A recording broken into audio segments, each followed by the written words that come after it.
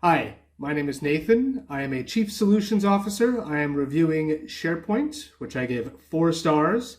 And for more reviews like this, click below. So before using SharePoint, we were actually just randomly using our own hard drives and trying to do on-premise solution. One can imagine why this would cause problems because we would have different versions of documents on different computers and it just caused all sorts of issues. And we knew that that needed to be resolved. So we started looking for solutions like cloud services.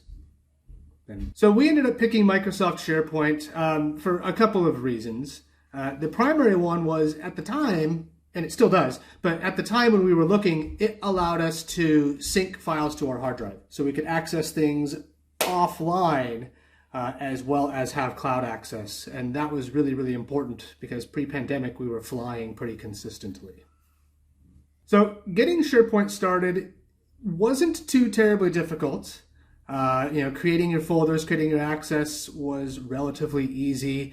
Onboarding individual employees, what I have found is it really just depends on the individual employee. You need to have a specific amount of at least basic tech knowledge in order to get it to operate appropriately on your computer and to sync.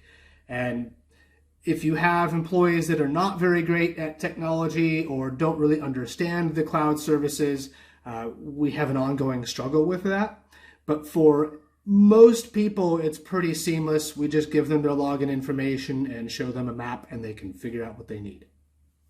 So if you're thinking of getting SharePoint, my first recommendation would be just try it out. Get like a simple single license or a couple of small licenses before hacking into the giant enterprise level or whatever it is.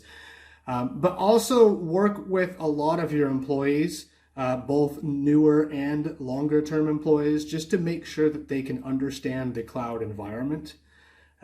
Again, with most newer employees and people who are coming out of school, this is nothing new to them, but there is a learning curve for older employees who are not used to the cloud environment. So I would recommend working with them and discussing with them to see if it would work. So a couple of trial licenses would be very helpful.